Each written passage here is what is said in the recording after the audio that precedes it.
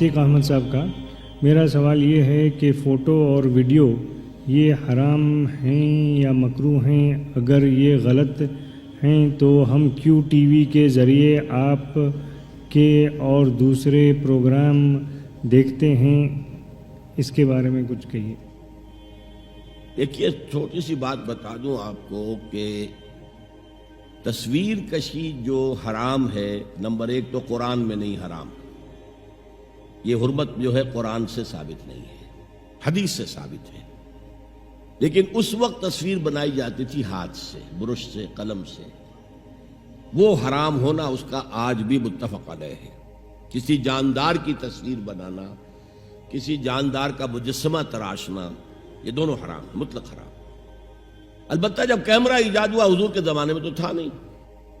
نئی چیز جب بھی آتی ہے تو اختلاف تو ہو جاتا ہے. اس لاؤڈ سپیکر کے بارے میں ہو گیا تھا. جب یہ نیا نیا آیا ہے تو مولانا اشرف علی تھانوی جیسی شخصیت نے کہا کہ اس پر اذان نہیں دی جا سکتی، اس پر خطبہ نہیں دیا جا سکتا، اس پر نماز نہیں پڑھائی جا سکتی. لیکن یہ کہ اب ہر جگہ پڑھایا جا رہا ہے، نماز اذان دی جا رہی ہے. تو نئی چیزوں سے لوگ جو ہیں ان کی طبیعت ذرا اپراتی ہے، بس اتنی بات ہے. جب کیمرہ آ گیا تو عالم اسلام میں بڑا اختلاف ہو گیا. عالم عرب کے علماء تقریباً اس پر متفق تھے کہ یہ حرام نہیں ہے، اس میں ہاتھ کا کوئی دخل ہی نہیں، عکس ہے یہ تو. لیکن ہندوستان، پاکستان، یہ جو بر عظیم پاک و ہند ہے، اس کے علماء اس پر مصر رہے کہ وہی حکم اس پر بھی ہوگا. البتہ انہوں نے اجازت دی کہ سماجی ضرورت کے لیے جائز ہے.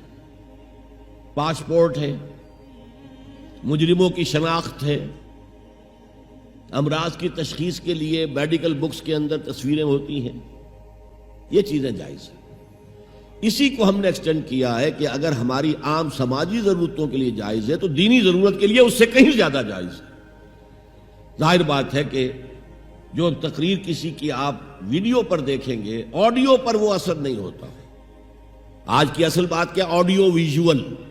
آپ کی آنکھ دیکھ رہی ہے اور کان سن رہے ہوں، دونوں سے مل کر جو بات دماغ میں جاتی ہے وہ بہت گہری ہوتی ہے. تو دین کے لیے ہم اسے استعمال کر رہے ہیں. عام جو ہے فوٹوگرافی ہابی کے طور پر یا یادگار کے طور پر کہیں لگتی ہے، یہ چیزیں جائز نہیں ہیں میرے نزدیک. محمد جمیل صاحب کے 2 سوال ہیں. نمبر 1، از فیملی پلاننگ جائز in Islam? Number 2، what is the real meaning of secularism and can a Muslim be secular? Family planning جو ہے، جہاں تک منع حمل کی تدبیر ہو وہ حرام نہیں ہے. لیکن کوئی آپریشن کرا لینا، مستقل طور پر وہ چینج کر دینا، یہ جائز نہیں ہے. اور طریقے ہیں کنڈومز وغیرہ کے، ان کو استعمال کیا جائے تو وہ حرام ہونے کا اس کا کوئی فتویٰ نہیں دیا جا سکتا، اس لیے کہ حضور نے عزل کی اجازت دی تھی صحابہ کو. عزل کا پتہ نہیں مطلب آپ سمجھتے ہیں، یعنی مجھے شرم آتی ہے کہ میں اسے بیان کروں آپ کے سامنے. لیکن یہ کہ اس فلسفے کے تحت کہ بچے زیادہ ہوں گے تو کہاں سے کھلائیں گے، کیا کریں گے، یہ پھر ایمان کی کمزوری ہوگی. ہاں، بیوی بیمار ہے یا کوئی اور ایسے مسائل ہیں تو آپ وہ عزل کریں، اچھا ہے، ٹھیک ہے، بہت اچھا ہے. وقفہ ڈالیں، ٹھیک ہے، کوئی حرج نہیں ہے.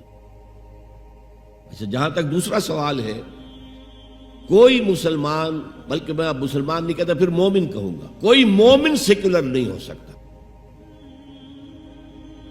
اس لیے کہ اسلام تو نظام اور مذہب دونوں کا مجموعہ ہے. عقائد بھی ہیں، عبادات بھی ہیں، سوشل کسٹمز بھی ہیں، اس کا سیاسی نظام بھی ہے، اس کا معاشی نظام بھی ہے، اس کا سماجی نظام بھی ہے. تو وہ تو ایک نظام ہے. کوئی شخص جو ہے سیکولر ہونے کا مطلب یہ ہے کہ اس نظام سے ہمیں کوئی تعلق نہیں، یہ بات غلط ہے. اسلام تو اس نظام کے ساتھ ہے، وہ دین ہے، اور اسے غالب کرنے کے لیے حضور بھیجے گئے صلی اللہ علیہ وسلم.